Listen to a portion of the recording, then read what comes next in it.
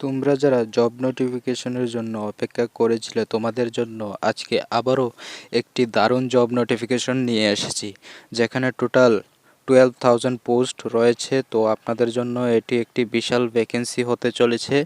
তো অবশ্যই ভিডিওটিকে স্কিপ না করে সম্পূর্ণ ওয়াচ করবে, কারণ এটার মধ্যে আমি আলোচনা করব এটার এলিজিবিলিটি থেকে কিভাবে আবেদন করবে, এটার এজ লিমিট সমস্ত কিছু আলোচনা করব। তাই সবাইকে বলবো ভিডিওটিকে প্রথম থেকে শেষ পর্যন্ত দেখবেন। আর আপনি যদি চ্যানেলে নতুন হয়ে থাকেন তাহলে অবশ্যই চ্যানেলটিকে সাবস্ক্রাইব করে পাশে থাকা বেল আইকনটি প্রেস করে রাখবেন এমনই ইনফরমেটিভ ভিডিও সবার প্রথমে পাওয়ার জন্য। তো আজকের যে ভ্যাকেন্সিটি এসেছে সেটি এসসি এসটি, তোমাদের জন্য কোনো ফিস লাগবে না। শুধুমাত্র যারা ইউআর ক্যাটাগরি রয়েছে, আদার ক্যাটাগরি রয়েছে তাদের জন্য 100 রুপিস লাগবে এবং এটার অ্যাপ্লাই প্রসেস সম্পূর্ণ অনলাইন।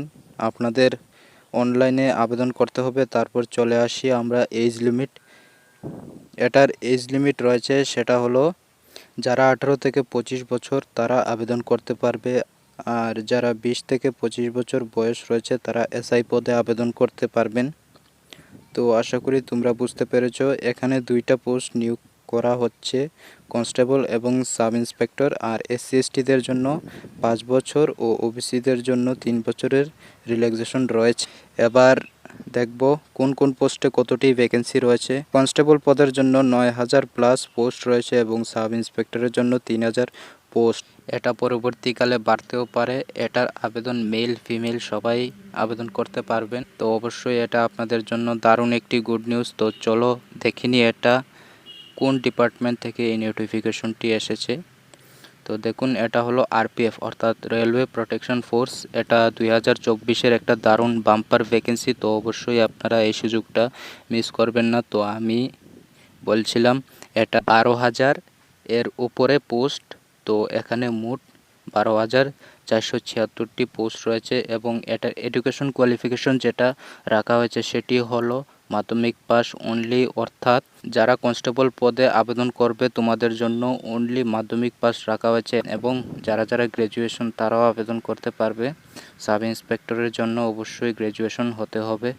তো আমরা যদি এটার সিলেকশন প্রসেস দেখি তাহলে এটা প্রথমে কম্পিউটার বেসড এক্সামিনেশন হবে, তারপর আপনাদের ফিজিক্যাল টেস্ট, এরপর আপনাদের ডিভি এর পর মেডিকেল এক্সামিনেশনের পর যে মেরিট লিস্ট সেটা তৈরি হয়ে যাবে। তো দেখো ফিজিক্যাল এফিসিয়েন্সি এর জন্য কি কি দরকার।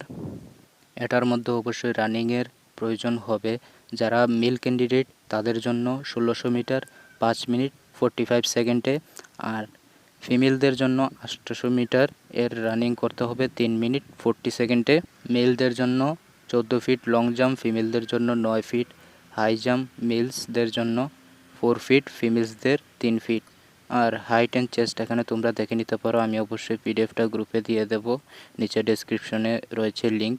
তো এটার আবেদনের ডেটটা কবে এখন তোমরা দেখতে পারো।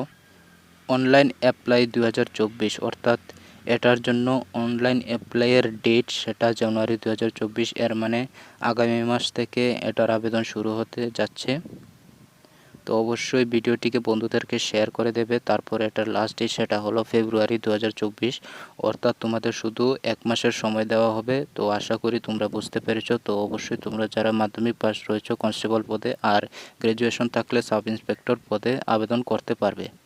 আশা করছি সব কিছু বোঝাতে পারলাম। ভিডিও যদি ভালো লাগে তাহলে অবশ্যই শেয়ার করবে বন্ধুদের সাথে, আর চ্যানেলটিকে সাবস্ক্রাইব করে পাশে থাকবে এমনই জব সংক্রান্ত নিউজ সবার প্রথমে পাওয়ার জন্য। দেখা হচ্ছে পরবর্তী ভিডিওতে। ধন্যবাদ।